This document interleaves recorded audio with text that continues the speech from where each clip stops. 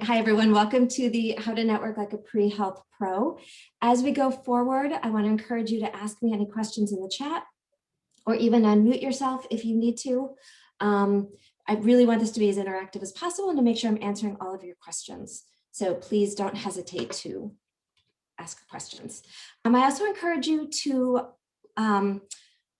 share your screen. And I know that can be really intimidating for everyone, and you don't have to if you're not comfortable, but keep in mind that as you are networking at the actual networking nights, the professionals will want to see your face, they'll want to hear your voice, and it's good practice for doing that in a professional setting.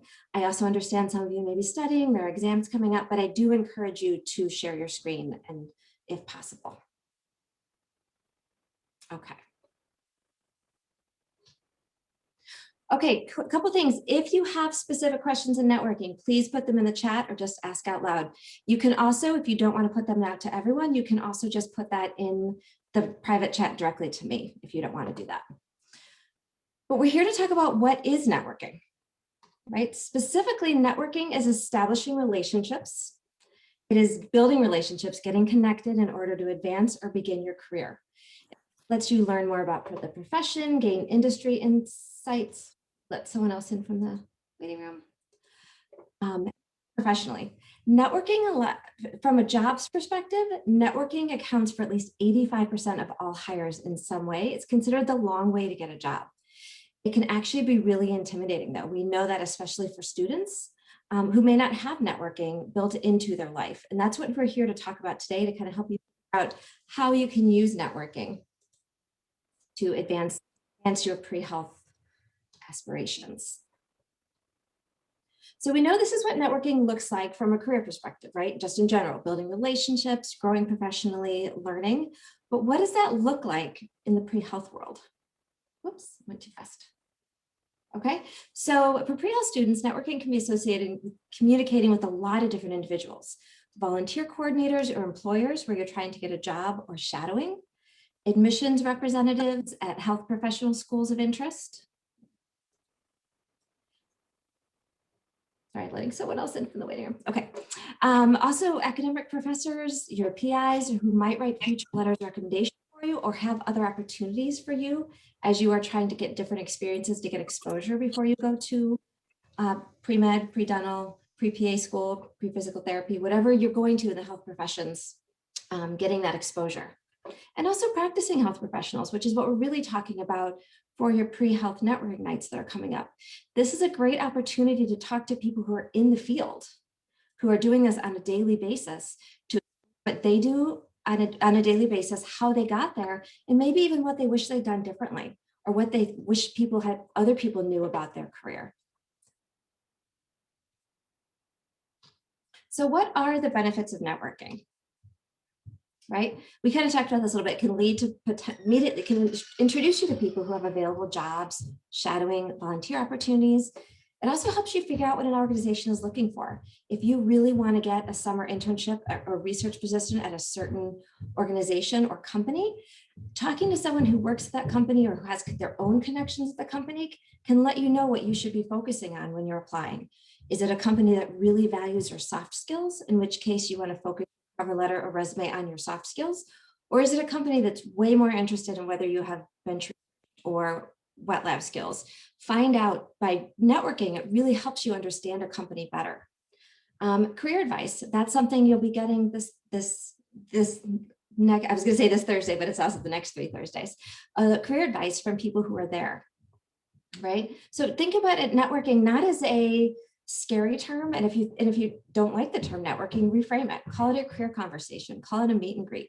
Those are the types of networking helps you build those relationships for your career. So it can be scary. When we look at stats, and talk to people, 90% of people are anxious about networking in person. And throw in the whole pandemic part of it and the fact that we are trying to network over a screen, and it gets even more challenging. It's really hard to approach people, right?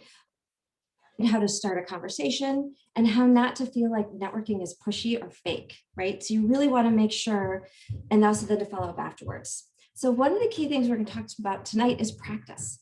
Practice is key, practicing what you're going to say to someone, working on questions, and it's not disingenuous. It's really just how you want to do it. You wouldn't take the MCAT without practicing or studying, right? Same thing here. By practicing what you're going to say, by learning to talk about your own skills and what you do well and the kind of position or focus you're looking for, it will really help you to gain that confidence, enthusiasm to approach people. Kind of reminds me a little bit of the COVID testing slogan here at UMass, that it's weird, but it works. It feels really weird to talk to yourself on the computer, or to talk to yourself in your bedroom mirror to practice your elevator pitch, which we'll talk about in a minute. But it's weird, but it works. It really does help you when you are engaging in conversations. So I have heard from a lot of people that you're really nervous to jump into networking, that it feels uncomfortable. But again, networking in today's day it's a necessity. It leads to more job opportunities, and it's really going to help you to learn more. And the whole goal is for you to advance your career, right? By learning and talking to people and hearing what's out there, you'll get first-person information that you wouldn't have gotten otherwise. And at the same point, it also builds relationships. So it's more of a give and take. It's not just helping you, it's also helping others. So as you start to network and work and get to know people, then also think about it as when they need help from you, they're going to come back and help you. So it really isn't fake, as long as you're really building those relationships. So, but then I also, whoops. Okay. But then I often hear, I don't have anyone to network with. I don't know anyone. I don't have a solid foundation of where to go. I don't know who to network with. Well, I'm here to tell you, you probably have more of a network than you think you do. So let's put you here and these are different people that you could have relationships, right? Think of all these people you could have relationships to network with. And again, this is a give and take. It goes both ways. This is not something just for you to do.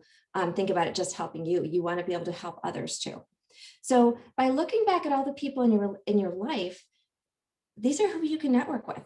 Your clubs and organizations at school, your career advisors, your academic advisors, your pre-health advisors, family members, neighbors, cousins, aunts, uncles, past students, your faculty. Faculty are often great people to network with because they have taught bright students for a long time in many cases, and they stay in relationships with those bright students. And those students who then go on to other jobs send emails or call or connect with them on LinkedIn and say, hey, we have an opening in our office. Do you know anyone graduating or anyone who's an intern that might want a position? It helps to build those relationships and let people know what you're interested in. It's hard. I know it's hard. Go to office hours, get out there, start talking to faculty and anyone else, professional contacts, previous employees, former coworkers, neighbors. If you let your neighbors know you're pre-health and you're looking for a position, you never know if they say, oh, my sister-in-law works at Brigham and Women's. Let me see if they have anything open this summer. Again, have genuine conversations and make it a give and take. Ask them how they're doing in their own career, but it really is helpful to reach out. And then even a few more people there. So and other ways you can network as a student. I'm going to just go through this quickly here. Build networking into your routine, right? You're going to classes every day. Engage, as I mentioned, engage with those professors. They can be some of your most valuable assets. Talk to your classmates, get to know your classmates, ask what internships they did last summer, what research opportunities they're doing, what they're doing next summer. You never know who that student sitting next in real life sitting next to you, or even now on Zoom with you, they could be 10 years from now, they could be lead a lab, or they could run a department in a hospital. And you can reach out to them and say, hey, remember me? We were in physical chemistry together. I'd love to chat and hear about your career. And that could work for both of you. Getting involved in campus and clubs such as you are, like the pre-dental club, the pre-PA club, the pre-med club. These are all organizations that can really help you with your career. Career Center right here. And then developing your online presence. I'm only going to talk really briefly about LinkedIn, but we have some great resources on our website and on all the Career Center websites, especially now with the pandemic. There aren't in-person things right now. We know things will be opening up soon, but it's really important to develop your online presence, whether it's through LinkedIn, whether it's through Facebook, if you're comfortable with it, if you keep that professional. But that is how connections are being made right now. And right now, as you know, the networking night this year is online. So it's really important to get used to this networking online. We also suggest you follow what we call the grandma rule on social media, or the grandparent rule, meaning if you have something on your social media you wouldn't want your grandparents to see, delete it. Make sure it's not there, because you don't, employers or potential internship coordinators, possibly people can Google you, and you want to make sure they're not finding something they shouldn't find. Be open to new connections and don't be afraid to make the first move. Again, it can be weird, but it works. Say hello to someone. Look them in the eye, smile as you're talking, as you see people in your classroom. Say, hey, I like that book you're reading. I read that. Tell me about it. But making connections makes it much easier in the long run. And then also maintain those networks. If you do create a LinkedIn and follow that, don't add, it's not all about the numbers of connections you have. Don't add 50 to 100 connections and then give up. You need to nurture that, and you need to actually reach out and have a genuine connection with people. So maintain those networks. Reach out every few months and say, hey, how are you doing? Are you still working here? How was your internship last summer? I'm still really interested in working at Brigham and Women's. How was your internship last summer? Making those connections and talking to people wherever you are. If you see, again, back in the normal days, if you see people at the bus stop talking about a book you read, or talking about a class you're hoping to take next semester, reach out and say, hey, do you mind if I jump in? I'm really interested in taking cellular molecular biology next semester. Who's your professor? Making the more and more outgoing you can be, safely and socially distancing right now, of course, the better it's going to be for you in the long run. And these are some places, I'm not going to go all of them in detail. Some of them obviously are more in real life, not necessarily COVID times. Networking opportunities, and I circled meets and greets because that's what this is right now. These are your opportunities to meet professionals, which is really exciting to have these opportunities to attend and meet professionals. So I did a really quick overview of my understanding of the pre-health networking nights. Later on today, this should be over by 8 o'clock, but we will go into breakout rooms and practice networking and some questions a little bit. If anyone who is involved on the e-board of one of these events wants to jump in too, just do a raise hand or unmute yourself. But this Thursday is the pre-dental night with 6 different breakout rooms, each with a different dental specialty. So you will be pre-assigned to interest. I believe you needed to sign up and let them know what your interests are going to be. And then the pre-PA night is also going to have 11 breakout rooms, and then students will move 3 times to meet different professionals, different PAs. So this is a fantastic opportunity to meet people who are currently in the field and working here. And I know it can be a little nerve-wracking to talk to strangers, but it's something really important to keep in mind. They are all coming to this night because they want to see you. They chose to attend. They're not getting anything out of this other than the opportunity to meet current students. This is not assigned to them. They're not forced to do this. They were all asked or volunteered to come here, and they're really excited to do this. So they want to engage with UMass. They want to connect with future members of their profession. So they will be just as interested in talking to you as you can be talking to them. So make sure that this is a really great opportunity to take advantage of that. A couple key things to keep in mind before we talk about practicing this actually networking is making sure those details matter. Make sure you're looking as professional as you can. Is your camera on? I mentioned that that's going to be really important. Obviously, there are exceptions, and if you can't put your camera on, please attend anyways. But it's really important to engage with them so they can see their face, your expressions, and really get that genuine conversation and relationship with you. Right now, obviously, we are not doing handshakes. I don't know if we'll ever do handshakes again, but make eye contact. In person, open versus closed groups means that if you are in person, make sure you are standing so your group is open, meaning you are encouraging others to join your circle. Think of it more as standing in a horseshoe versus standing in a closed circle. Really important, the way to show that you are welcoming to new people.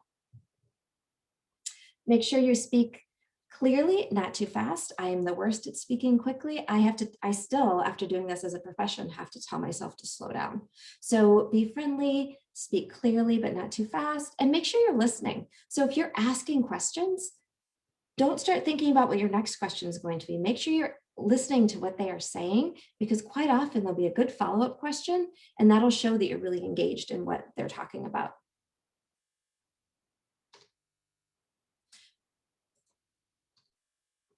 This is not forwarding. There we go. Okay, as you're talking about dress, and again, this is a little more important in real life, but it's still, even in Zoom, we joke about getting dressed from the waist up, but it is important to look professional. No, baseball caps, hoodies if possible. Make sure you're dressed professionally. You don't probably need, so that you project a professional image. One point I want to point out is you want to make sure your screen background is neat and clean, good lighting and sound. This picture is here because last spring, this is a reporter from Good Morning America. Ignore the career fair plus part. I pulled the slide from another presentation about career fairs. So this is Will Reeve. For those of you who are super classic Superman fans, his dad was Christopher Reeve. And last spring, he was at Good Morning America, kind of a month or so after the pandemic started and everyone was still getting used to Zoom. And if you look at him, he's dressed really professionally. He's got a suit jacket on. He's got a nice office background. And then what happened is Will Reeve here put his leg up. And he instantly became a meme on the internet because it looked like he wasn't wearing any pants. So he immediately went on Twitter and said, "They're shorts, I promise," that. But that is the whole point of making sure that if you are dressed from the waist up and just wearing sweatpants, make sure you don't need to get up from your seat. I still recommend you wear dressy pants if possible, because what if you drop your pen and need to pick it up? What if your cat pushes open your bedroom door and the TV's going on in the living room, so you need to jump up and close your door? Just make sure you have a professional image, right? Oops. Okay. So now we're going to talk a little bit about how you introduce yourself when you are meeting the professionals. Maybe you've practiced your answers to tell me about yourself, but that's going to be a big question, or maybe you haven't, and that's okay. So another term for tell me about yourself, right, is your elevator pitch. It's basically the same thing if you've heard of either or, but really if someone comes up to you, "Hi, who are you?" basically, right? So it's really important to have some idea of what you would say in that moment, because I know it's really easy just to kind of clam up and not really know what you're going to say, but you never know when you'll be in a networking situation and you don't want to be caught unprepared. So this is a great thing to practice. You don't want it to sound like a speech, but you really want it to sound like you prepared. It's an essential part of networking. They allow you to quickly share who you are, what you do, and what your goals for the interaction are. So the basics of an elevator pitch, or the answer of tell me about yourself. When you're thinking about what you're going to say to them, you want to basically know what you want to get out of it. So what are you asking them for? What interest or what are topics are you trying to talk about with them? Know what you have to give. Tell them 1 or 2 good things about yourself. Why should they be interested in talking to you? And then set realistic goals. You are not going to get a job in a 2-minute intro conversation, but you might get a follow-up conversation. You might get a connection on LinkedIn, or a business card in real life, or an email address, right, where you can follow up and ask additional questions. So having a plan, think of what you want to get out of your conversation. It's only going to be a 20 to 30-second introduction, thinking about your name, your class, your major, what you're interested in, 1 or 2 relevant things about you, whether it's an internship you've had or hope to have, a class you've done, lab equipment, customer service, and then a conclusion. We always encourage you have an open-ended question to further your conversation, because you could give them your speech of who you are, your elevator pitch, and have them say, "Nice to meet you," and walk away. But if you have an open-ended question, it'll further that conversation and encourage them to keep talking. So we're going to practice our elevator pitches in a minute. But I want to show you here as just a quick example. It doesn't have to be really fancy, really, really big. My name is Erin. I'm a junior bio major here at UMass, dental track. I spent last summer, probably years ago now with COVID, volunteering in a free dental clinic in my hometown. Really enjoyed the experience. I'd love to hear about your career path. Can you tell me how you have your own dental clinic? Or something like, did you go straight to dental school or work for a time beforehand? Either one of these teaches you about that professional, right? And also really encourages the conversation to keep going. Another example. Hi, my name is Max. I'm a pre-med student studying biology. I think I want to be a primary care physician, but I'm not sure. I'm a CNA. I've been working at the Elaine Center to get clinical hours. I also did a summer at a camp counselor, so I'm thinking about pediatrics. I enjoyed that, considering a gap year.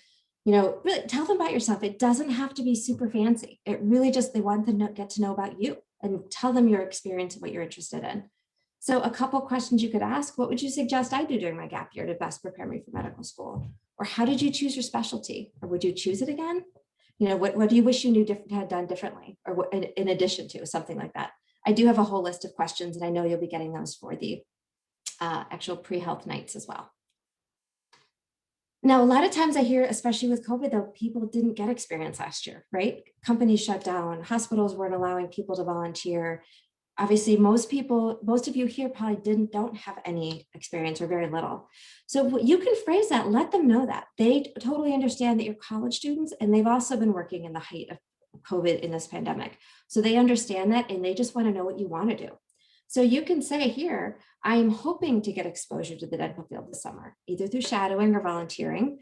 I'd like to hear about your career path, right? Same questions, but let them know what you want. What do you want to get out of this conversation? What is your goal?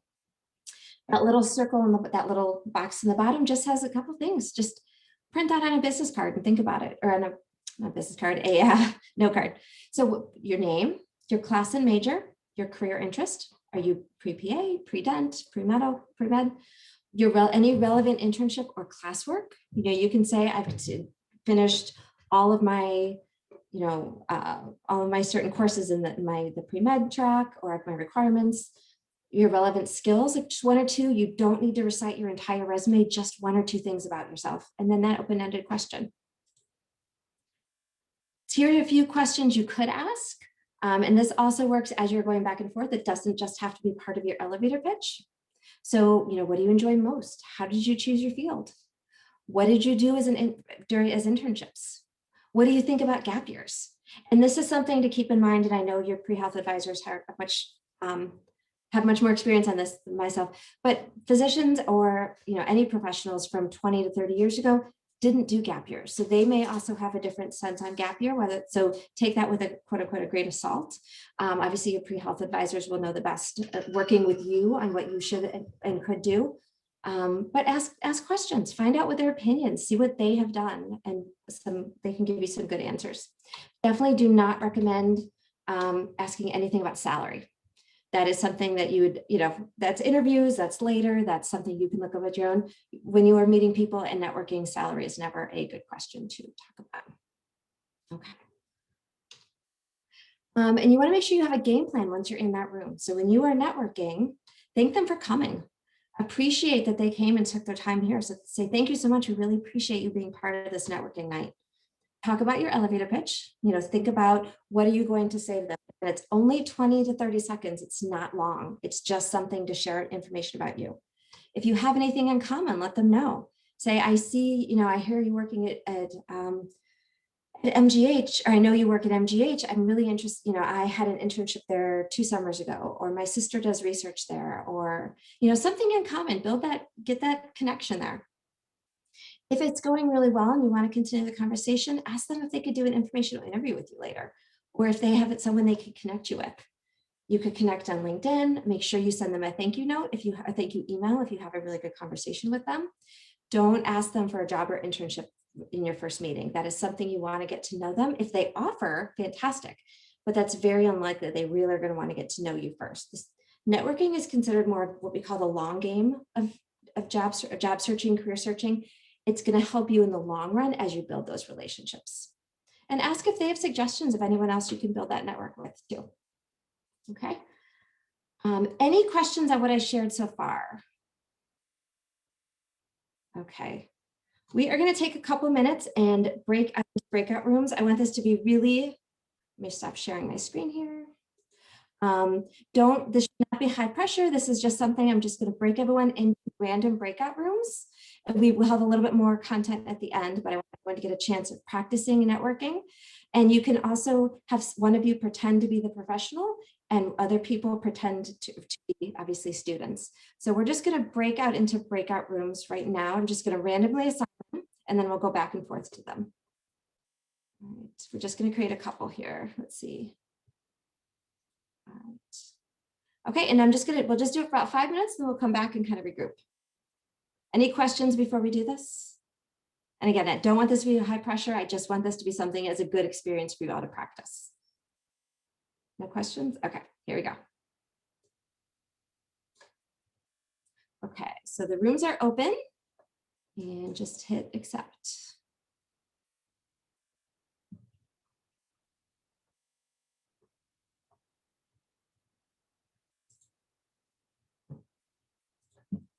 Are the rooms not open?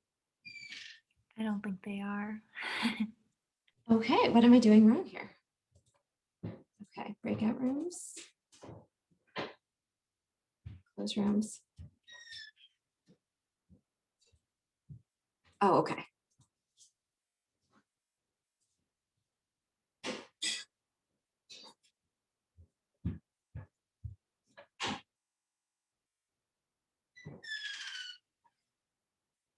All right.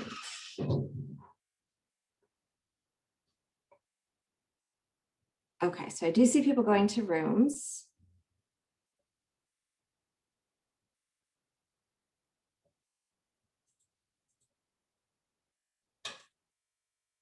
All right, a lot of people are not in rooms. What am I doing here?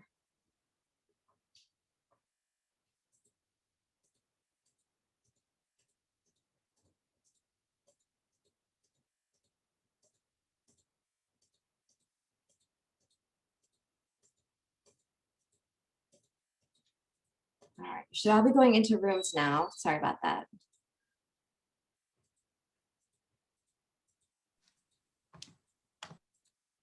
All right.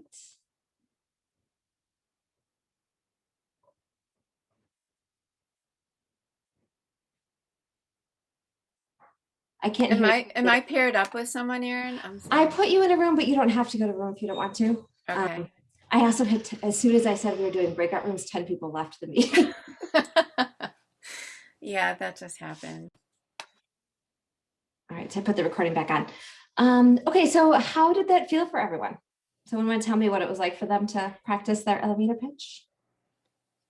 Just feel free to unmute. It felt pretty awkward at first. Hopefully, like with a few more rehearsals, it'll feel pretty smooth. But I was really happy that my breakout room that I was in, everyone was really willing to participate and really was engaging in what we were doing. So it was kind of nice. Good. Great. And that's kind of what the key part is it does feel awkward at first, but the more you practice, the more you think about it.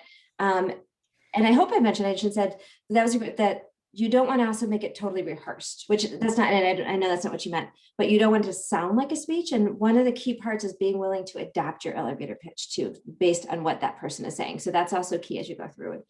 But thank you. That's awesome. Anyone else? I thought it was, sorry if someone else is just unmuting, but I thought it was really relaxed and chill that we could do it with our peers before doing it in front of a professional. So I really appreciated that practice. Good. No, and I'm glad. And that's the whole goal, the whole point, right? Because it's doing it in front of your peers who are in the same boat as you, are doing the exact same thing, meeting professionals for the first time. Is part of what it is, that's helpful. And if anyone wants to stay on afterwards who didn't get a chance, because I know we didn't have a lot of time, I'm happy to stay on and people can keep practicing after this too if they want. So thank you, Emily. That's great. How about one more or one or two more people?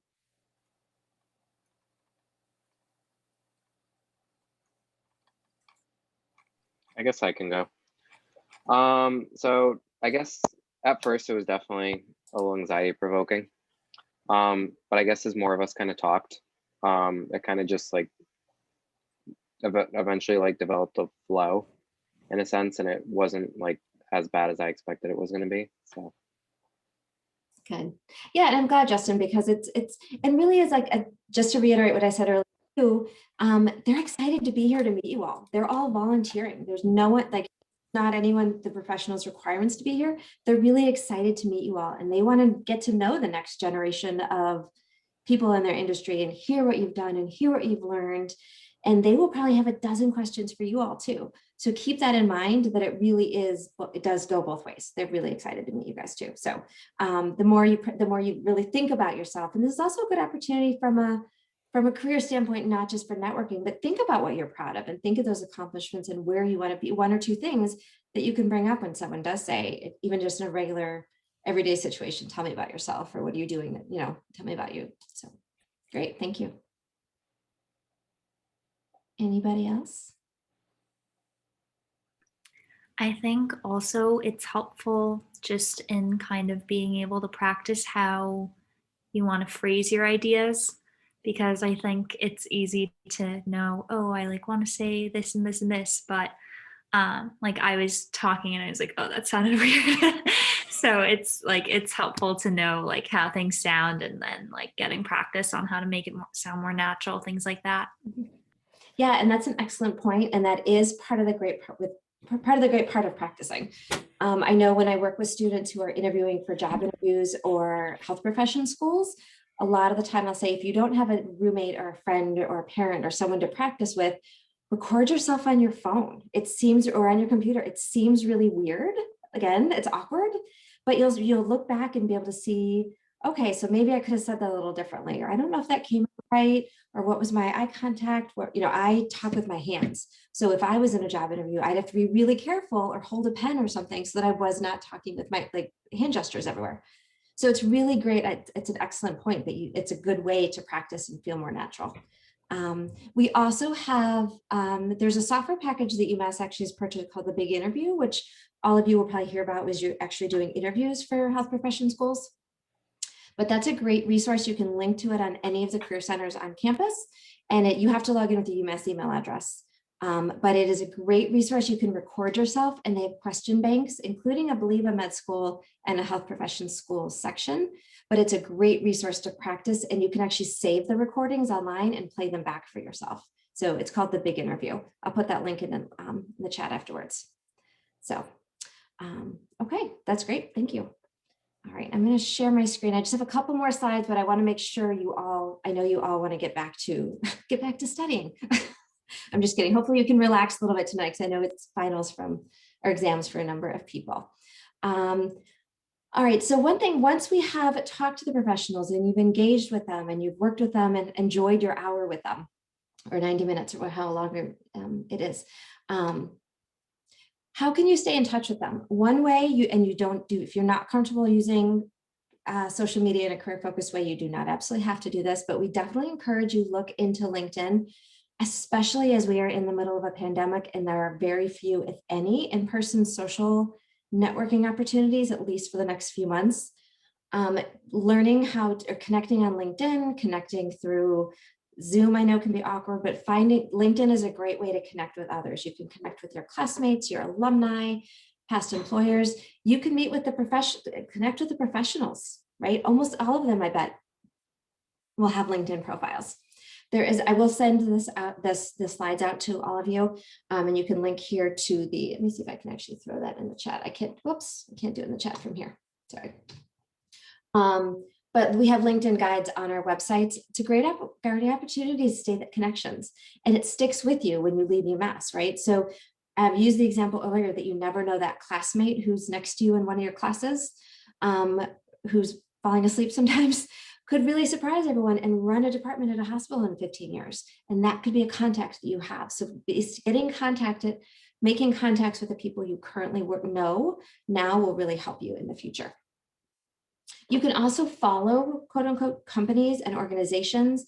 There are pre-health student groups on LinkedIn, and there may be some on Facebook too, if you use that. Hospitals you can follow, and you also get jobs and summer opportunities and research too. So that can be a great opportunity. Oh, thank you, Faith. Faith did put the career development handbook, which has there's a page on LinkedIn in the chat. So that's great. Thank you. And then also keep in mind too, to continue building those professional skills, whether or not you're using LinkedIn. So start writing professionally. Don't just use texting, right? Write thank you notes, write professionally to faculty, to staff, your grad students. If you really look up the research, if you're interested in the research, let them know, right? It's kind of like when you're trying to get into a lab to do research on campus, you have to build that relationship first. It's really important.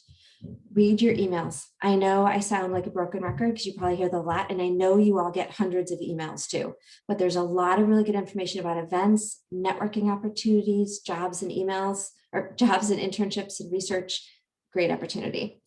If this is more of something going forward as you're applying to jobs and gap year positions or research, listen to your voicemails and make space, because companies will leave voicemails. I know it's very common to just leave your voicemail full.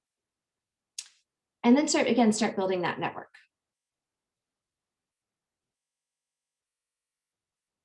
Okay, so then you've made those connections. One of the things I mentioned earlier is you want to keep growing those connections and follow up. Set up informational interviews.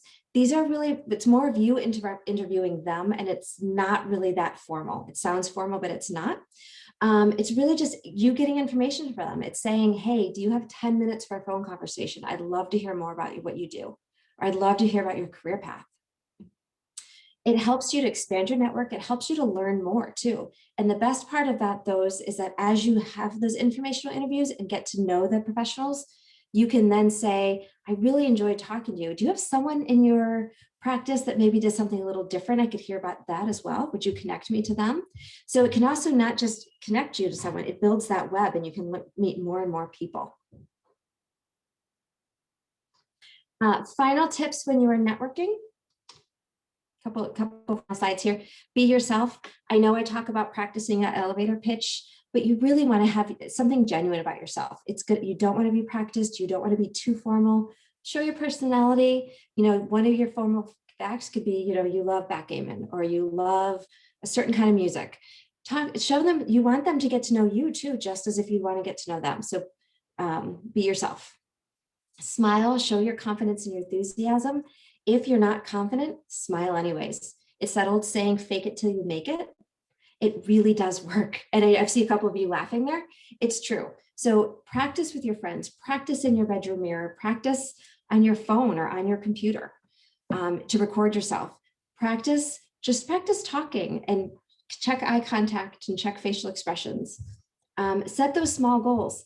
If you're trying to network with someone and you're really nervous, give yourself a goal to talk to 2 people. Talk to 2 new people tomorrow, or reach out to 2 of your connections on LinkedIn and just say, hi, how are you? How's your semester been going? So, and then be proud of that, because then your next goal can be bigger.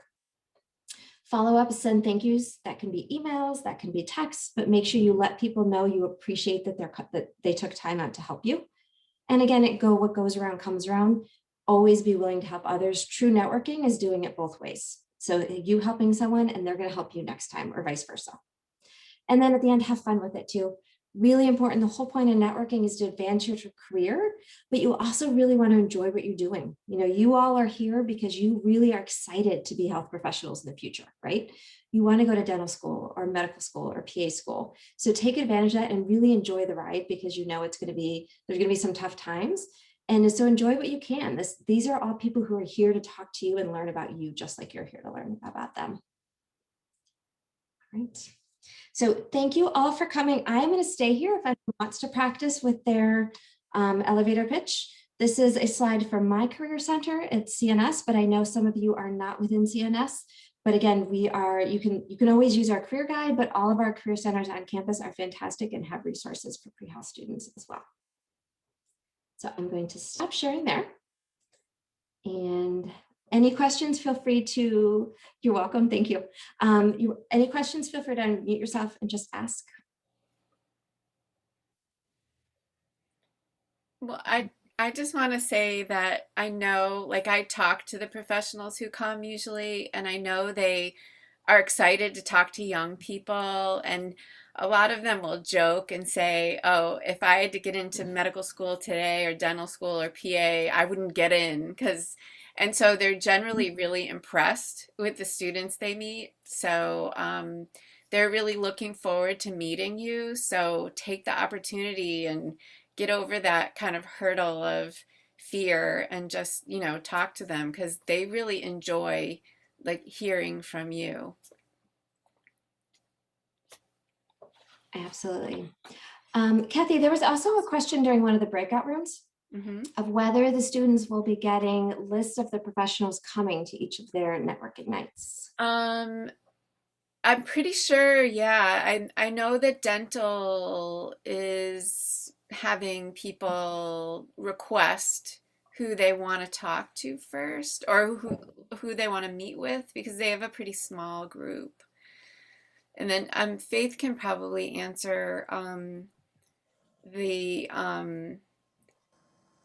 that question for the PA group. And then for medical school, yeah, we're going to try to email everybody with bios beforehand and see who people want to talk to in their first group, and then we're going to randomly move people around after that.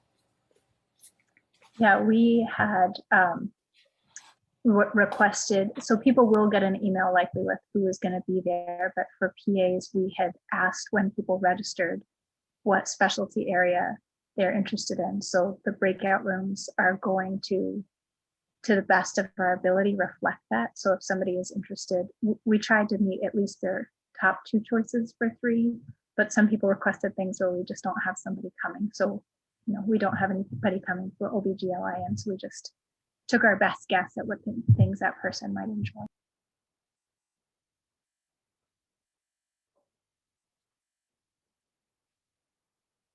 Any other questions?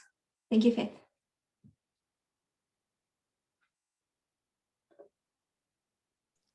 For the pre-med networking night, I'm trying to use the link, but it's not working for the registration. Is there another way to access it?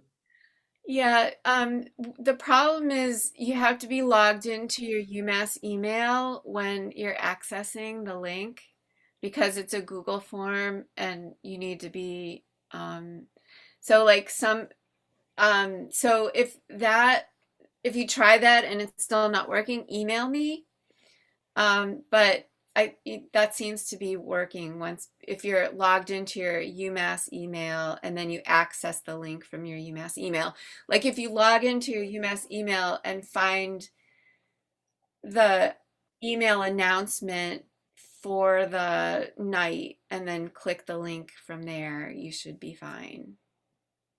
Okay, thank you. Okay.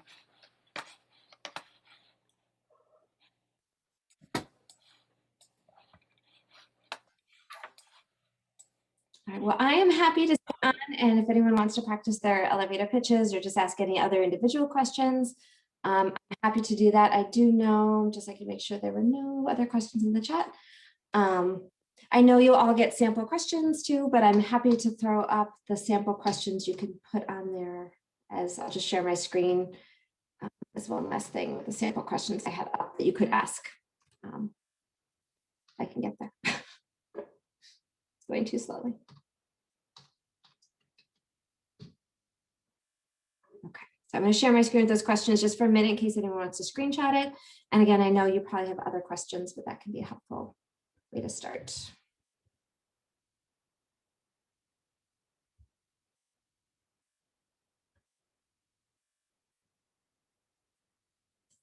All right. All right, I'm going to stop recording.